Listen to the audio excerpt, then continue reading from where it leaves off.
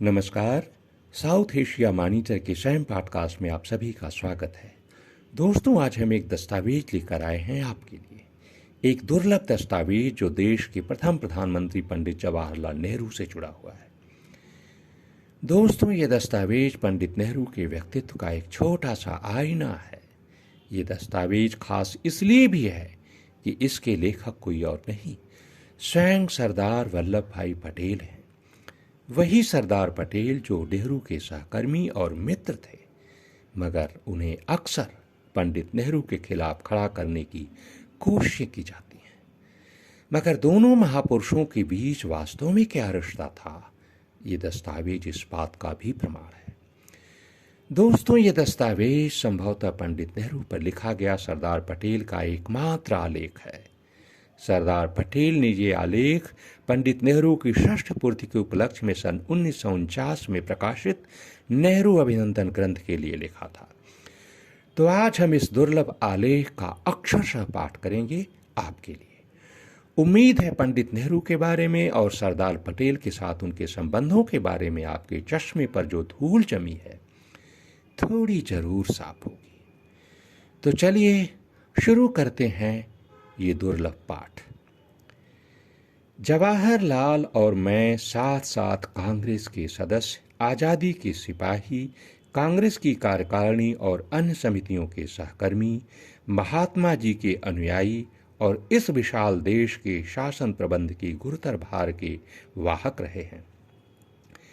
इतने विभिन्न प्रकार के कर्म क्षेत्रों में साथ रहकर और एक दूसरे को जानकर हम में परस्पर स्नेह होना स्वाभाविक था।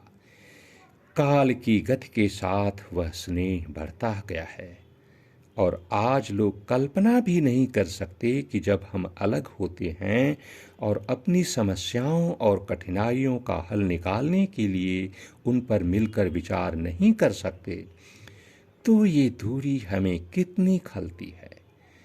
परिचय की इस घनिष्ठता, आत्मीयता और भ्रातृतुल्य स्नेह के कारण मेरे लिए ये कठिन हो जाता है कि सर्वसाधारण के लिए उसकी समीक्षा उपस्थित कर सकूं।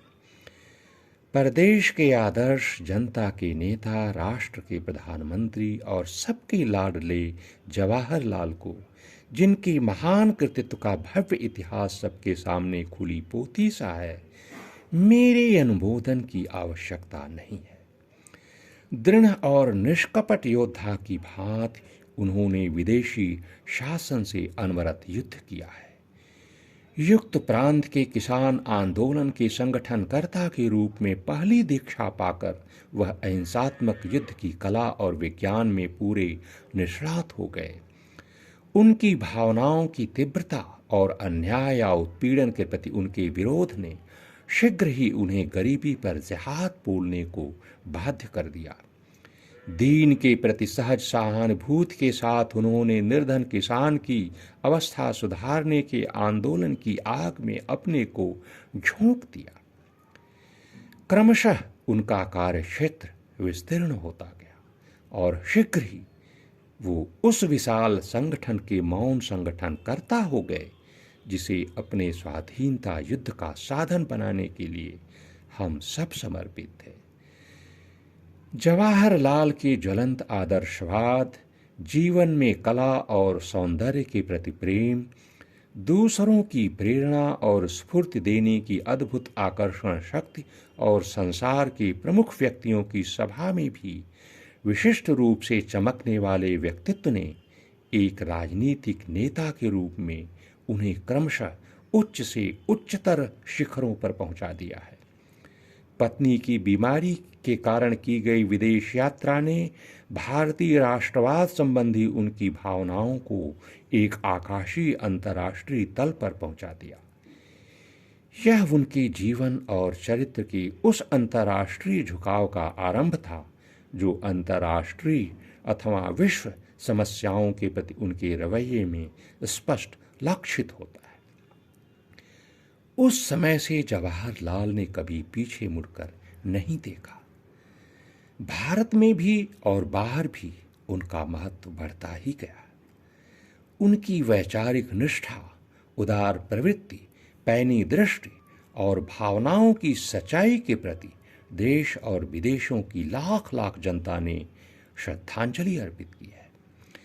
अतएव ये उचित ही था कि स्वातंत्र्य की उषा से पहले के गहन अंधकार में वो हमारी मार्गदर्शक ज्योति बने, और स्वाधीनता मिलते ही जब भारत के आगे संकट पर संकट आ रहा हो, तब हमारे विश्वास की धुरी हो, हमारी जनता का नेतृत्व करें।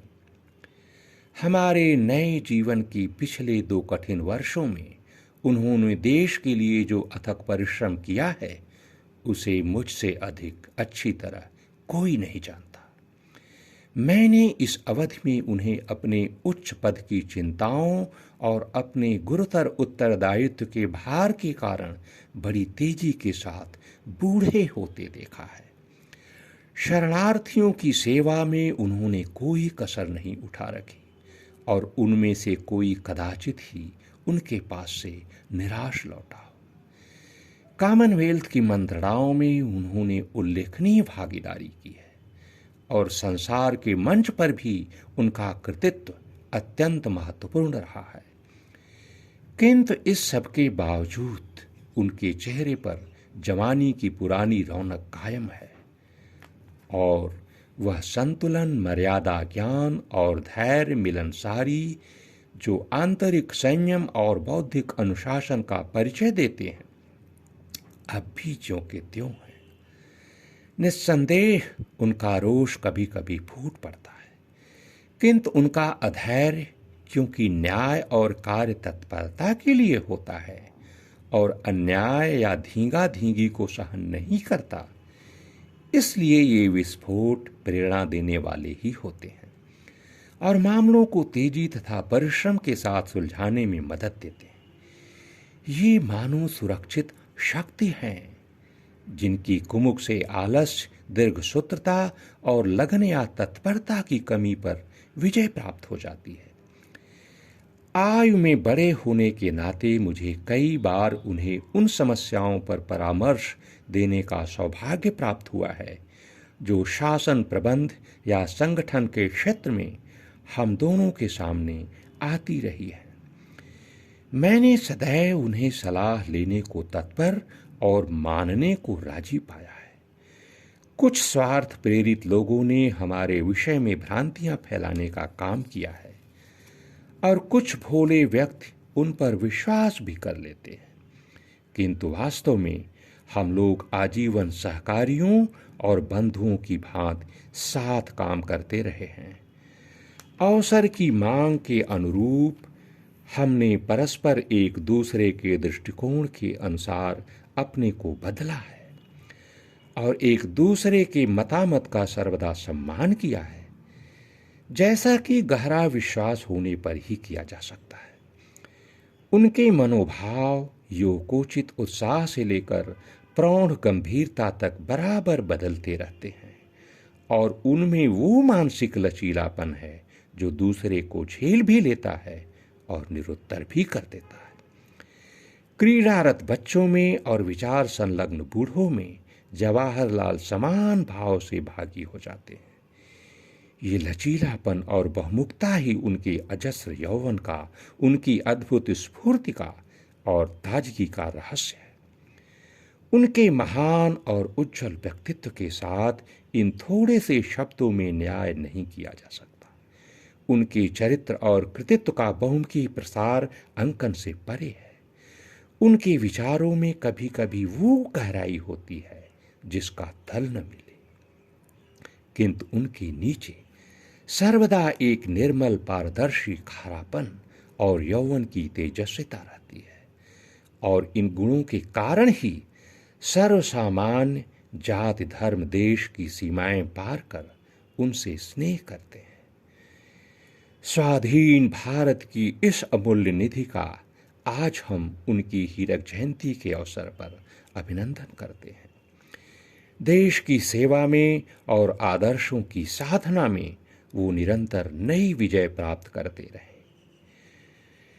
तो दोस्तों, सरदार पटेल के इन शब्दों में नेहरू के व्यक्तित्व का ये पाठ दोनों महापुरुषों के बारे में एक सही समझ बनाने में आपके लिए जरूर मददगार होगी, ऐसी हम आशा रखते हैं। ये पाठ साउथ एशिया मॉनिटर के यूट्यूब चैनल, स्पॉटिफाई और गूगल पॉडकास्ट पर सुना जा सकता है। जल्द ही मिलेंगे एक नई कहानी के साथ। तब तक के लिए सरोज कुमार को दीजिए इजाज़त।